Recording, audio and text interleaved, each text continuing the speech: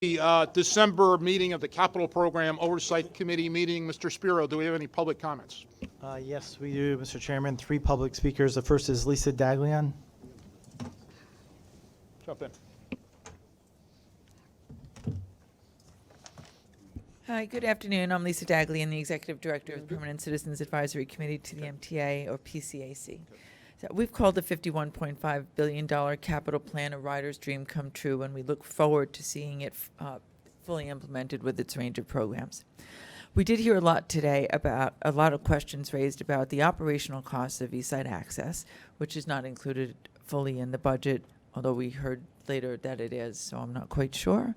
But my understanding is that none of the projects in the capital plan include the operational costs, and it's important that they be quantified and incorporated into the plan so that we have a clear picture of the overall effect of actually running improved service in the budget. We're concerned that CPRB has not yet met or even been appointed. Today, you've probably seen the Daily News editorial that stated technically a vote isn't necessary. The law also says that if CPRB fails to take action, the $51.5 billion plan automatically goes through. But what's the good of that? Where's the oversight and responsibility, and most significantly, the all-important sign-off by the mayor? And we agree with that. We do want to see the plan go through, but we also do believe that the whole process needs to be daylighted and that there should be more of an opportunity for public review and comment. It's too important to let it slide through what our state and city's leaders, to not let them weigh in. We're asking them for $3 billion each. We really need those funds, and they should have the opportunity to voice their support and questions about the program, and so should the riders. Thank you. Thank you. Our next speaker is Jason Panero.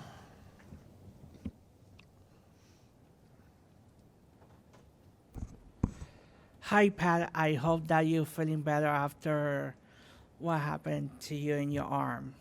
Fighting with an MTA contractor, Jason. Oh, too bad. But Used to see the other guy. okay, this month I'm gonna speak regarding East Side Access. It's very important that East Side Access stays on budget, doesn't go overflow, because at the long run, it will save commuters between 20 and 40%. For example, if you guys ride the E during rush hours between, let's say, for example, Court Square and Penn Station, those trains oftentimes are sardines in a can. And if you stand at Penn Station, particularly in the 33rd Street turnstile, you see everybody exiting very quickly to catch the Long Island Railroad. Having East Side Access going to Grand Central could alleviate that and other things also.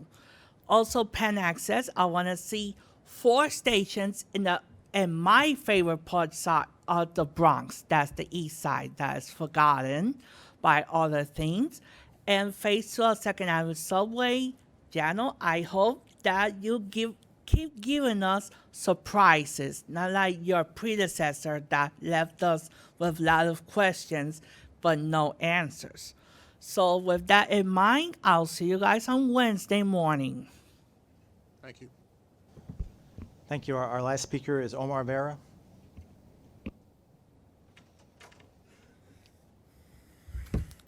Good afternoon, MTA CPOC committee. Not really sure if this is appropriate or not, but let me just start by apologizing for my previous remarks the previous month when I was in my peak frustration over what happened the night before, where I got stranded at 96th Street on the 1 train. And like I said, it was really bad. And I, like I said, I was not really myself that day. So I apologize for that. And Mr. Chairman, get well for that arm, because I had surgery actually the day after the full meeting. I had my teeth removed, my wisdom teeth removed. They had to go, and then I spent like the next week and a half trying to get my mouth back to normal when dealing with a minor abscess, but on my left side. But other than that, I'm all good. So now onto the real materials. Can't wait to see Phase 2 of Second Avenue. Is it possible to have it speeded before 2027? Because after all, remember, we waited like almost an entire century for Phase 1. So at this point, we should really be like hitting the ground running and stuff. And like I said, East Side access needs to become a reality because like we need more options for LRR commuters going to the East Side. It's like the E train can only handle so much during rush hours, so that's a must. Oh, one more thing before I go, I'm trying to find. I know this is transit related. I'm trying to find a map, an old map like from 1987 that featured the yellow B and yellow D train like this. Cause I'm a fan of the subway system, and I was reading all these historical maps, and I found the 1987 map very fascinating because it featured the split B and D routes, the orange one that went to Upper Manhattan and the Bronx, and then the Brooklyn one that went along the Broadway line instead of 6th Avenue that was yellow. So I'm just very fascinated by that. If there's any way you can tell me how I can get the map from May 4th, 87, that'd be good. All right, thanks a lot, and Thank I'll you. see you around. Terrific. That concludes our public speakers, Mr. Okay, Chairman. terrific. Do I have a motion and a second to approve the minutes of the meeting of November 12th? Mr. Chairman, Moves.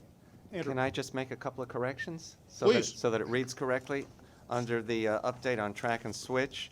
Andrew, it- I thought you were going to respond to the last public speaker's comments about the map, because I know you've got all those materials. Yeah, but no, I'm not. Okay, got It should say Ms. Brown then provided an inventory, and then under that, as well as a survey. It's missing and has wrong tense in it. But once you fix it, it's fine. Thank you for the comment. We've got that? Good. Thank you. Any other corrections? All in favor? Any abstentions or noes? Thank you. Mr. Spiro, any changes to the work plan? There's one change to the work plan, the Times Square shuttle reconstruction project, which is proceeding at this early stage on time and on budget. Will be presented at the next MTA CC CPOC meeting in April instead of this month. Thank you. I'm going to call on Mr. Lieber to make a report on second track. Third track, sorry. Third track. Thank you, Mr. Chairman. And I'll be giving, in light of the lateness of the hour and a deference to Mr. Zuckerman's request, I'm going to give a short version of the third track report, and we're going to spend a little more time on East Side Access, where we're getting into some detail this month. Just summarizing 2019, a very busy year for the what we call the Long Island Railroad Expansion Project, aka Third Track. 2 years after the Third Track project, we did the contract award, and a year ago we had notice to proceed, and the project took off. Looking at the overall project schedule, we're about a third of the way done in terms of the scope of work. The schedule that you're seeing before you, without getting into too much detail, has both the base scope and the completion scope, also known as the option scope, which is dependent on the funding that is coming from the next capital program.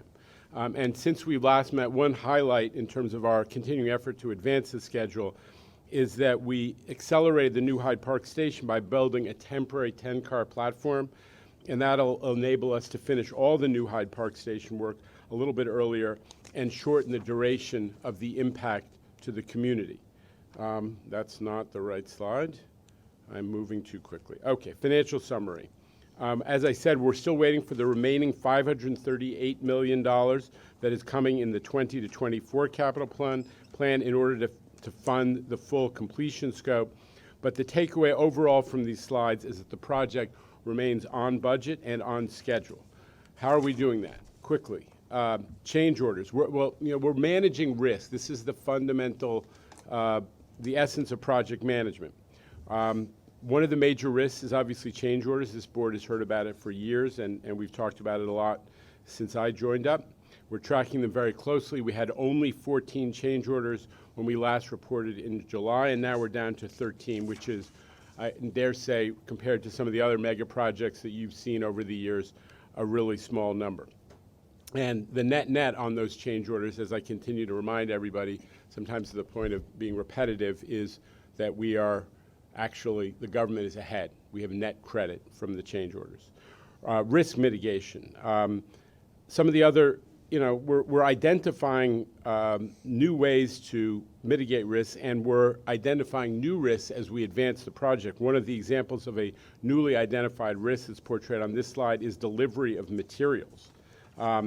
So we're being aggressive and proactive about securing long lead items and making sure that we have sufficient storage. Believe it or not, that is frequently an issue for projects to be able to maintain schedule, is even when they can procure long lead items that sometimes have backups, that they don't have the storage necessary to get them on the site.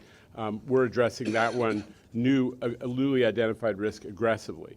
And as always, we're holding, the project team is holding themselves accountable. Every one of the KPIs you see, and you've seen these versions of this slide for some time now, has an individual who's responsible for that particular performance indicator. We personalize it, and we make sure that people feel an obligation to show that what we call the fire charts, the chart, when things get gradually more red, when they move to from yellow to orange and then on to red, that's a bad sign that we don't get into those ranges. A few of the trackers you see here are quote unquote under construction. We're replacing trackers that are associated with the early stages of the project with new ones. And we're building, for example, a new tracker for equipment management and material delivery, the risks that I mentioned earlier.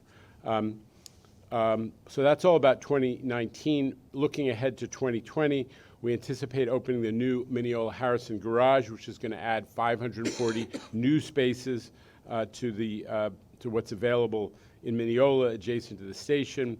We're going to open a fully renovated and accessible Carl Place station. Nassau One interlocking, if you've been hearing about this project for a while, you may recall that Nassau One interlocking was considered a linchpin of the entire schedule. We are on schedule to advance it, and we expect to be advancing Nassau 3 interlocking timely next year. We're going to tackle, you've heard about some of the successes we've had on bridges and undergrade crossings. We're going to do 3 more bridges and 4 more grade crossings next year, and always emphasizing keeping our community commitments, making sure that not just because it's their contractual commitments, because it is the essence of the sort of the compact between the communities along the right-of-way and the Long Island Railroad and the MTA, that we made a lot of commitments about how we were going to be good neighbors and manage the impacts on them during construction. And that's enabled this project to go very fast because we've had less of the inevitable political fallout that results when you don't keep commitments to the community. So among other things, we're working closely with the villages on tree restoration plans because we tore down a lot of vegetation as we started work on the sound walls and the retaining walls. What's an if wall? What? What's an if wall? Linear feet. That's an LF. LF, apologies. Oh, okay, thank you. Let the record reflect. We will, in the future, actually spell it out because that's a shorthand that not everyone uses. In short, Third Track is the prototype for our new approach in the new construction development organization. We've moved the project through the 3 phases we've been talking about, is how we're going to organize the new organization, planning, development, and delivery. And we're defining the project, I think correctly. We're bundling. This is the essence of that bundling concept that I keep talking about. And we're maximizing the use that we get out of the outages that we have to apply to the project. And we're using the project CEO model, obviously very aggressively, and using accountability as our overall watchword. So as we move from the 15 to 19 plan into the 20 to 2024 plan, we're anticipating that this project is going to stay very much on schedule, on budget, and it's going to complete almost exactly contemporaneously with East Side Access, and that those 2 things are going to open a new chapter in the Long Island Railroad's history. I'm happy to take questions. Any questions for Jana? Mr. Mohammed, any IEC report on Third Track, please? Good afternoon, Mr. Chairman, members of the board. The independent engineer's review of the Long Island Railroad expansion project begins on page 16 of your CPOC books. The IEC has reviewed the total project budget. A cost analysis was performed on the design, construction, soft costs, and contingency to evaluate the project's estimate at completion. Based on this analysis, the IEC verifies that the project's Estimate at completions remains within budget. The percent complete to date compares favorably to planned expenditures, remaining contingency, and overall budget, which has not changed. The IC schedule review verifies that the project remains on schedule, with the longest path running through the design, procurement, and installation of NASA 3 interlocking signal system. The project has either met or exceeded all 2019 milestones and is positioned well to meet the upcoming milestones. The IC agrees with the top risk identified by the project. In the opinion of the IEC, based on field observations, schedule and risk reviews, and participation in risk workshops, the agency is taking appropriate steps to mitigate risks. This concludes the independent engineer's review of the Long Island Railroad expansion project, and I'll be glad to answer questions. Any questions for the IEC? Pat, just a comment. It just seems like a project that took 7 decades to get approved and underway, based on the information we're hearing today, could become the role model to how to get projects, MTA projects done on time and on budget. So very fitting. Anybody else? All right, Mr. Trope on East Side Access, please.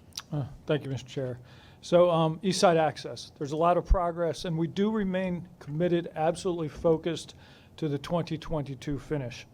Today, however, what I want to do is focus on those issues that are potential risks to the schedule, but most importantly, what we are doing to resolve them or mitigate them so that the revenue service date does not get pushed. East Side Access is a big project. We're building a new 8-track terminal, 150 feet below Park Avenue. We've installed over 40 miles of new track, 96 new switches, and 14 new signal control huts. We've dug out 8 miles of new tunnel under Manhattan, and we daylighted that tunnel in Queens, in the busiest railroad interchange in North America. East Side Access has installed over 60,000 tons of steel and 390,000 cubic yards of concrete. Also, the team has successfully executed 3,000 rock blasts under Grand Central Station without incident. A project this big needs to deliver big results. It shortens commutes by up to 40 minutes by putting people right into Midtown.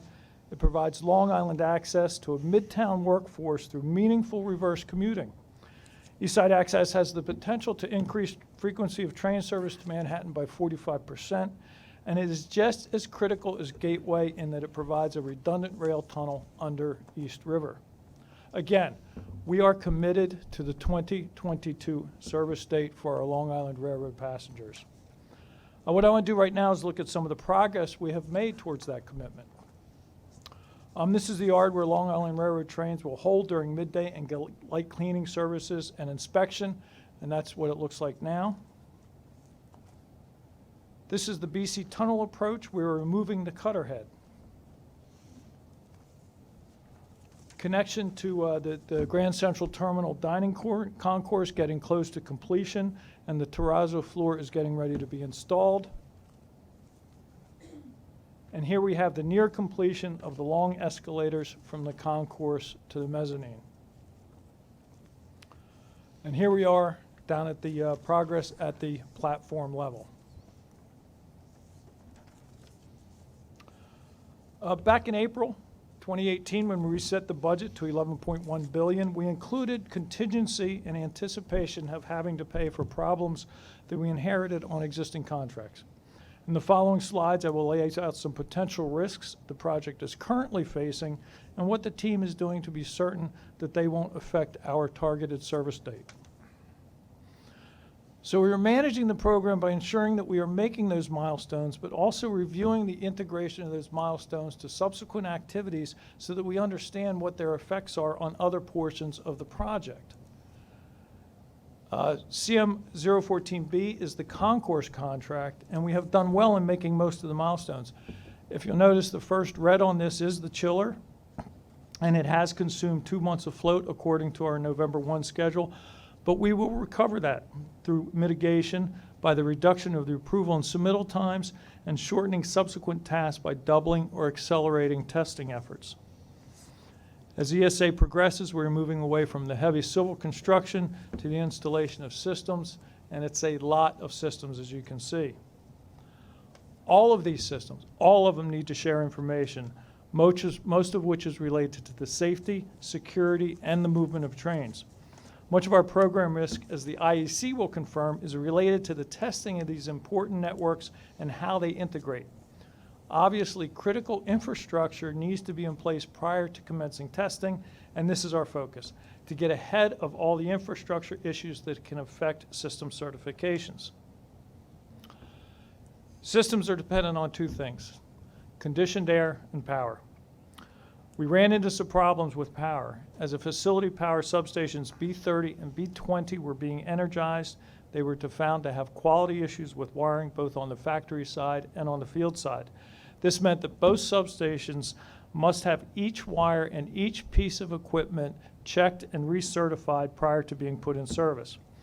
In order to expedite this and the decision-making that goes along with it, we worked as a collaborative force with the contractor, the CM, the GEC, and the PMO to address those design issues and equipment issues. We were successful in this as B30 has come online earlier this month. So the team will apply the same approach to the B20 substation, but as a mitigation, the B20 substation will be fed from the B30 substations, almost as if it's an extension cord. And this allows the communication and tunnel vent fan testing to commence while we recertify B20. The chiller plant has faced numerous issues, including JPR, the primary contractor, going bankrupt. We were able to work with the concourse contractor to ensure that work went forward, and they put their own money at risk while they were dealing with the surety on this issue, so there's not to lose any specific schedule on that. In addition, one of the things that we're doing is the contractor has agreed to provide portable air conditioners in the communications room so that we can have conditioned air within that spaces while they work on the chiller plant, and also to proceed with parallel tasks in the testing of the chiller. The backbone communications, it's the main communication line that runs the length of the project. Everything, every system, train control, PTC, power to the trains, temperature control, fire alarms, all the systems information rides on this backbone. It's critical that we remain on testing for every portion on schedule for every portion of the testing, the first of which is the factory acceptance testing. Our PMO, GEC, and CM identified critical issues, and we set up regular weekly meetings in the contractor's facility to ensure we were monitoring progress and answering any questions in a timely fashion. Because the project and contractor are working together as a team, we are on target for the February 2020 milestone, and I will report they're actually ahead of schedule and that we've started testing on the backbone communication system, the factory acceptance testing on that. East Side Access is a railroad project. So it's obvious that we need to complete the project, we need to complete the track. The track must be installed. Because so many other railroad systems, such as traction power, signal, and fire and life safety, require track infrastructure to be in place prior to installation of those systems, let alone the testing of those systems, we felt it critical that we get the track down in a timely manner, and we worked out an accelerated schedule for installation with the contractor, what the contractor is executing now. I also want to note that there were some storage issues with the rail itself, and possibly may have damaged some of the rail or shortened its life. In order to get ahead of that, our team has ordered additional rail in anticipation of any issues, and we will work out a scheduled replacement with the contractor to ensure that we will not impact revenue service date should we have to replace the rail. The new J.P. Morgan Chase headquarters is an absolutely important project to the region. It'll increase their footprint in Midtown by more than 3,000 employment opportunities, and it's clearly an important economic driver. However, the new building, being nearly double in size, requires bigger foundations, which just happen to be in the East Side Access space. The project team felt that this is too important, and we were challenged to allow this work to go forward. We worked creatively with the J.P. Morgan Chase engineers to develop designs and means and methods that allow the JPMC project to move forward and still ensure that the East Side Access revenue service date is met. Our construction with JPMC gives the MTA latitude to accelerate their work at our sole discretion, and that's very important. This is at our sole discretion. Anytime we feel that JPMC needs to accelerate the work, we can direct them to do so. In addition to the means and methods, we are requiring the amount of equipment that they have. They have 4 drilling rigs down there and 1 spare. We set up the schedules to ensure that we had the ability to accelerate, either on the weekend or double shifting on that. So we set these things up in concert with JPMC, again, to ensure that we would not negatively affect the East Side Access service date. And in addition, as we told the board before, JP Morgan Chase is responsible for all costs, including the deconstruction and reconstruction of all the elements of the East Side Access affected by their construction activities. Amtrak.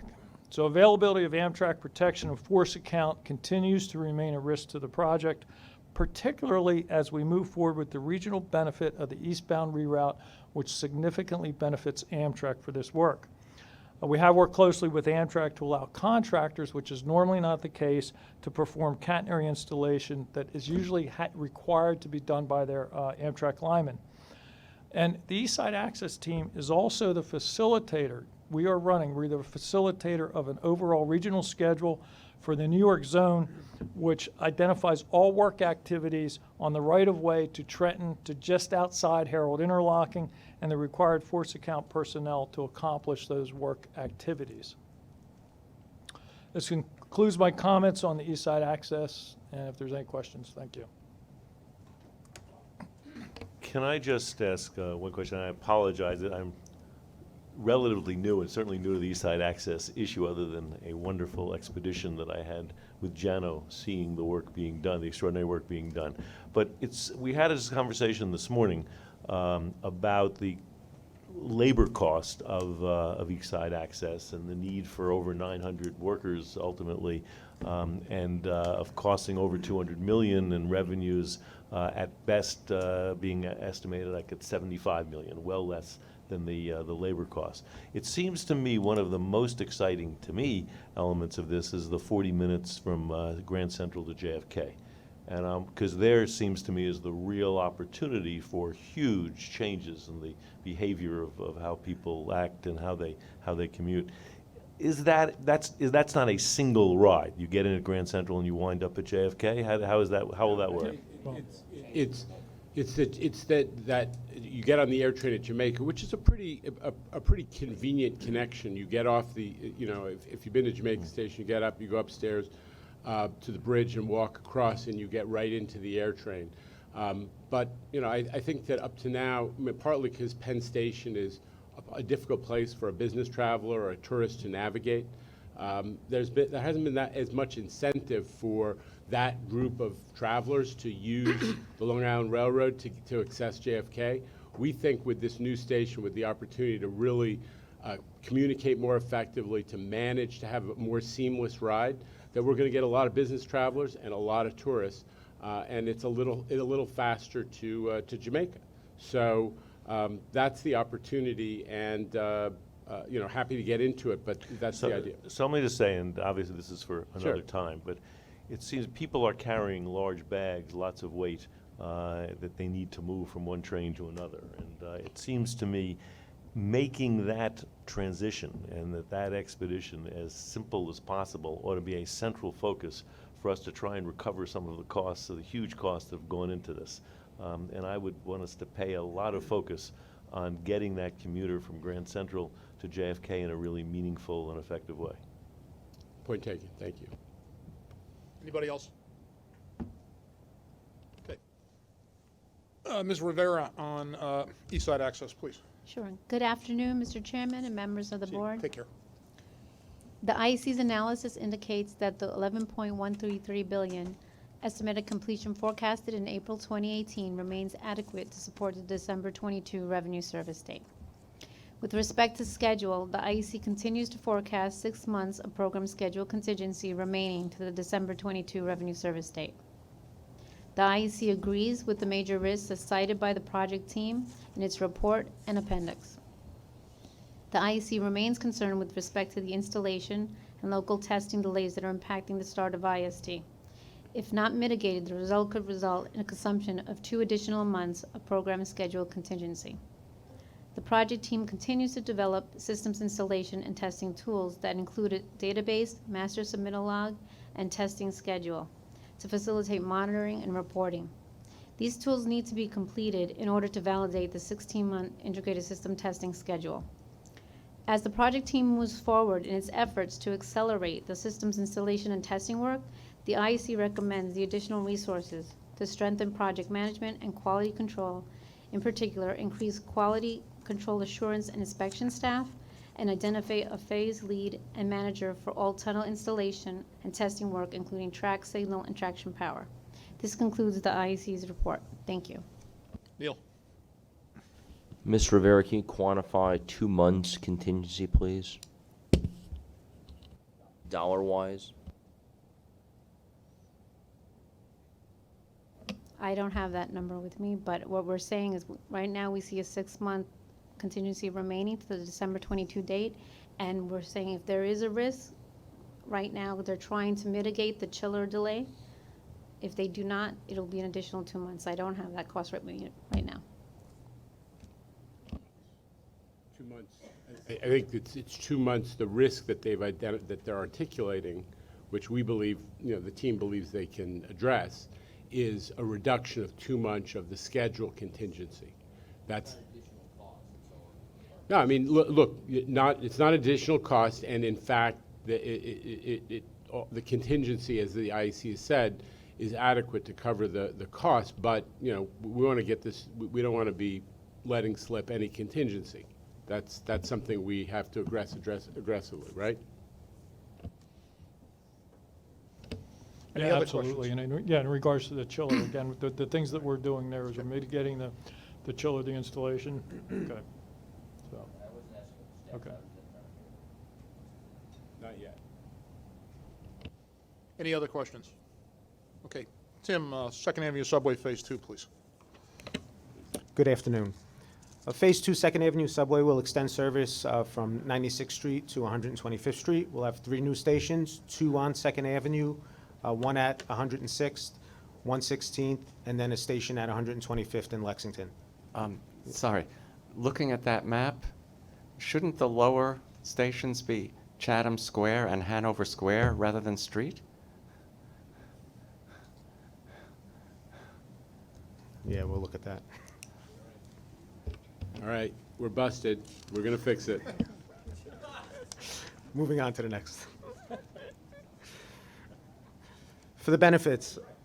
No, it's right, yeah. It's amazing how many times we look at it and just. Regarding the benefits, Phase 2 will make good on promises to bring much-needed service to East Harlem, especially after the 2nd Avenue and the 3rd Avenue Ls were demolished decades ago. Not only will it bring access to jobs, healthcare, and education, but it will also improve service beyond 2nd Avenue Phase 2 by picking up riders from the Lexington line and connecting with Metro North at 125th Street. We expect, combined with Phase 1 ridership, we'll have 300,000 rides a day on Phase 2, which is on top of Phase 1's success. Since Phase 1 has opened, we've had over 125 million rides on Phase 1. Regarding federal funding, so we finished the FTA's risk and readiness review, and we got high marks on our readiness. Now we need their approval to enter into engineering. We expect that to come a little later than we had originally anticipated, but if we still get the approval to enter into engineering by first quarter of next year, it still keeps us on track for our overall goal of an FFGA by the end of next year. We have requested over $3 billion in federal funding. We're looking for some more certainty on that funding before we move forward into major construction. But this project is a pretty good bet. The project provides the best value for federal dollar. The grant we've requested is 25% cheaper on a per rider basis than the average of the other projects applying for federal dollars in the New Starts program. Well, it's based on information right from the FTA's website, based on current year ridership and the amount of dollars that we've requested. So current year ridership for us is a little bit over 111,000. We've requested 3.404. That's 111,000 would be current year ridership for phase daily ridership. I'm sorry. And just comparatively to the other projects. So we run around 30 plus thousand per ride. The others are close to 40,000 per ride.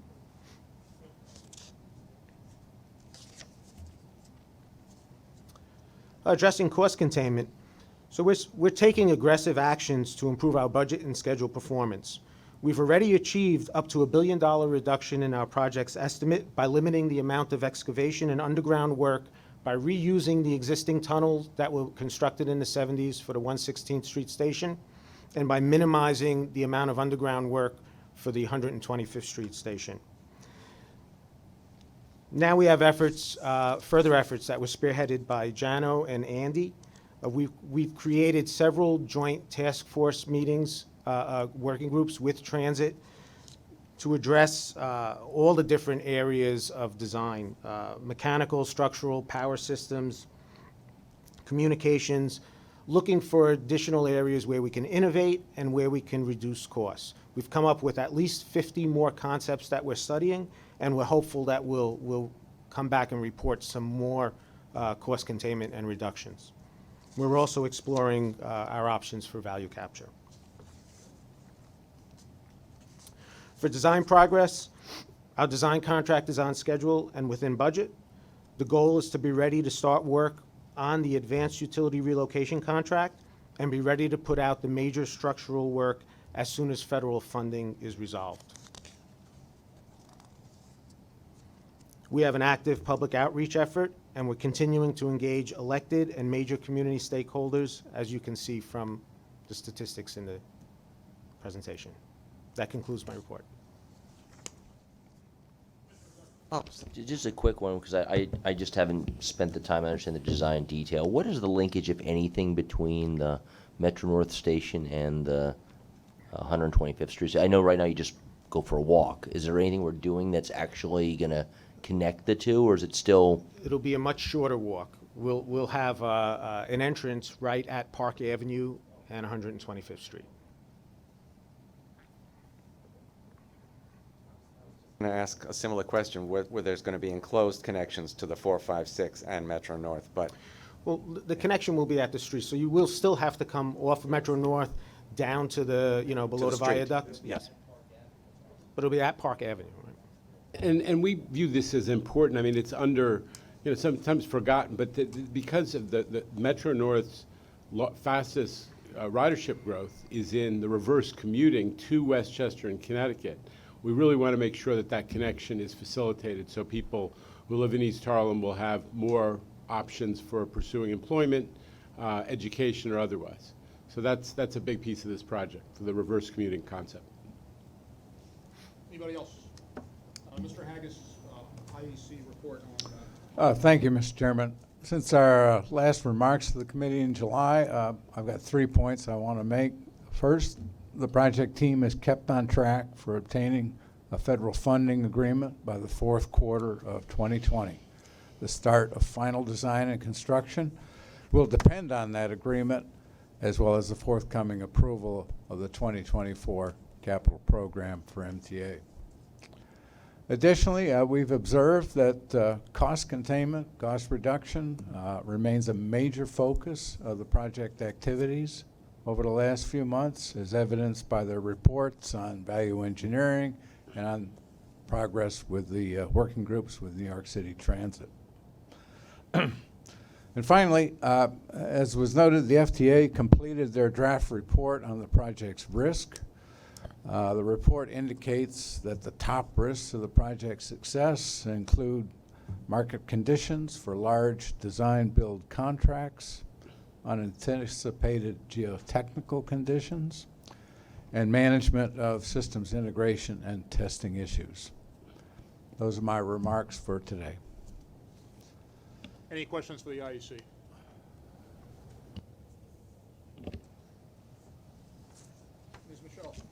Thank you. Good afternoon. So we're going to give you an update on the Penn Station Access Project and our many accomplishments and progress over the past few months.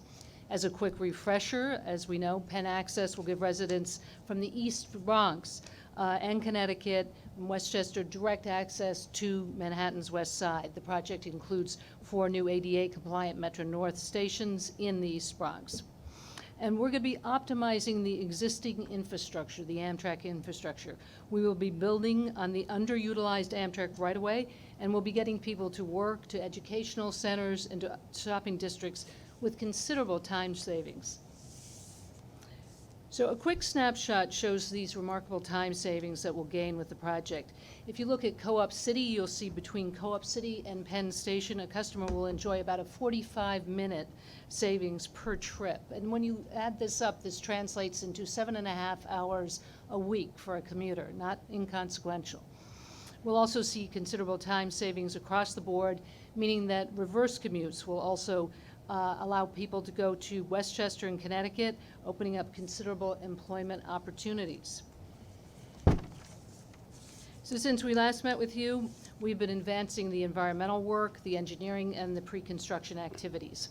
The environmental assessment was submitted to the FTA in June, and feedback was received from both the FTA and the FRA, the Federal Railroad Administration, and that information has been incorporated. In addition, the EA has been updated to reflect the Amtrak preferred track alignment, and the document has been resubmitted to the FTA last week. We've been very active on the engineering front. We now have a signed design phase agreement with Amtrak. This agreement formalizes the reviews that we will be using to drive schedule. The topographic survey data has been collected and mapped. We're using state-of-the-art technology here. We're using LiDAR technology, to collect the data, the survey data, which is then converted into 2.5-dimension terrain models. You can actually see to the left-hand side some of that modeling. Another interesting aspect of this technology is it allows us to upload the project data onto building information modeling platforms, which is easily transportable. And the way this is going to translate for us is as we move into the design build phase, we'll be able to transfer this information seamlessly. The engineering for track, power, and signal is progressing on schedule. We have developed the track design to a higher level of detail to meet Amtrak Spec 63 requirements. This 30% track submission is now under review by Metro North and Amtrak. Also, we're excited to tell you that we have our website is live. We invite you to take a look at it, pennstationaccess.info. So please monitor it, and you can see the progress of the project. We reached a major milestone on the project with the release of the RFQ. The request for qualified design build teams was issued in October, and RFQ responses will be received on December 27th. We had a very successful contractor outreach meeting in November. We had over 122 attendees from 78 firms, and we pulled interest nationwide for this transformative project. As part of the next steps, we'll be shortlisting the teams in January and proceed with the development of the RFP. As part of that process, we'll be conducting one-on-one meetings with the shortlisted teams. This procurement approach will allow us to discuss and calibrate project risks and allow for dialogue and innovation.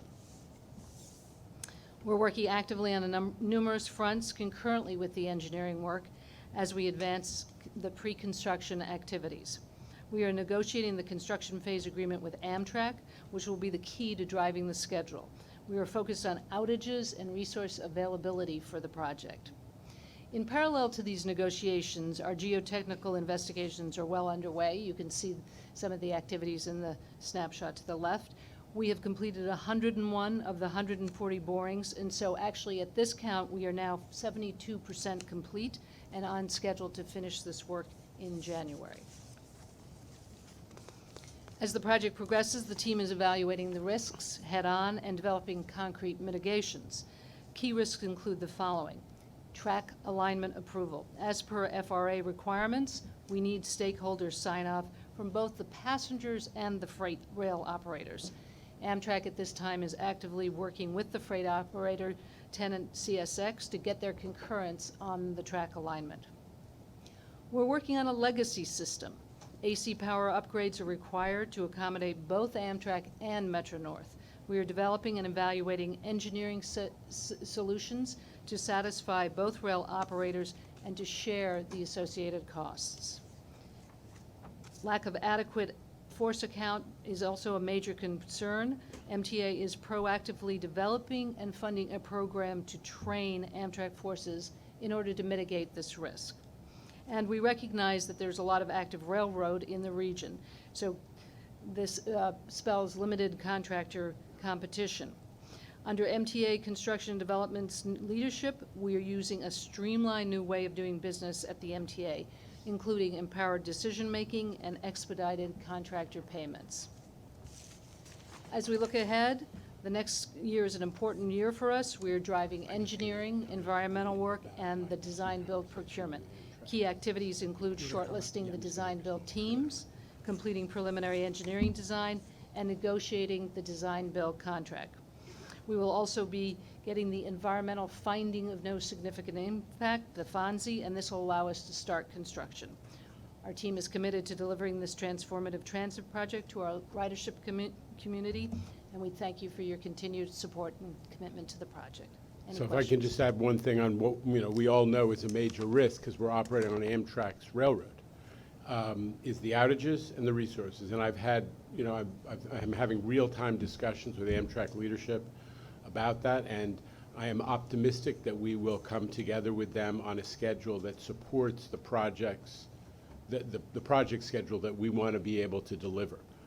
So that is very much a real-time discussion that's going on with Amtrak to make sure that we don't have fewer outages than necessary to get a good schedule and don't struggle the way we did on East Side Access with the resource support, the staff that we need from Amtrak flagging and otherwise. Isn't there also an issue with freight trains and the Oak Point connector? That was what Eve was referring to. Oh. The freight that CSX has that Oak Point yard, and in that area there are freight operations as well as Amtrak's operations. So that's why the alignment becomes an issue that needs to be resolved. And Amtrak is taking the lead because CSX is their tenant, but that's also very much a current conversation that needs to get resolved.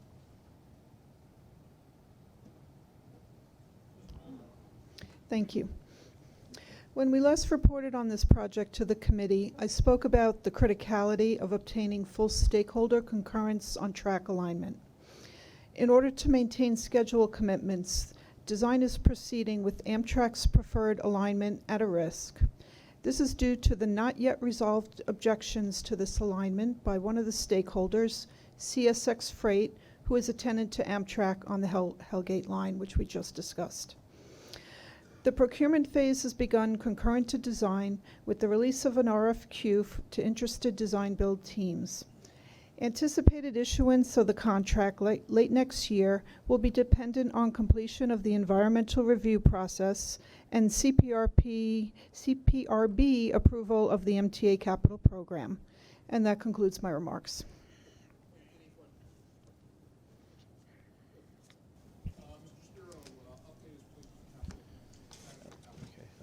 Thanks. Completions begin on page 82. In 2019, agencies plan to commit a total of $5.6 billion, including the 36 major commitments that we're tracking. 10 commitments were made in November. An additional 8 more are anticipated for December. At the end of the year, we forecast about 88% of the overall 2019 commitment goal will be met. For completions, agencies plan to complete a total of $3.4 billion in 2019, including 24 major completions that we're tracking through CPOC. 17 major completions were made in November, and by year end, we anticipate meeting our 2019 completions goals. If there's no questions, I'll move on to the traffic light report, which begins on page 93. A total of 285 projects were reviewed in the third quarter. 48 of them in design, 237 in construction. Of those reports, 2/3 are designated as green, About 18%, 51 are designated as yellow, and 16%, 46 are designated in red. And for each of the 46 projects designated red, the agency have prepared a variance report that states the problem and the corrective action. For the Sandy traffic light report, the story is similar. It begins on page 139. A total of 59 projects were reviewed in the third quarter. 64% designated as green, 24% designated as yellow, 12%, 7 projects designated as red, and each of those 7 projects there's a report, a variance report stating what the problem is and corrective action. And that concludes my reports.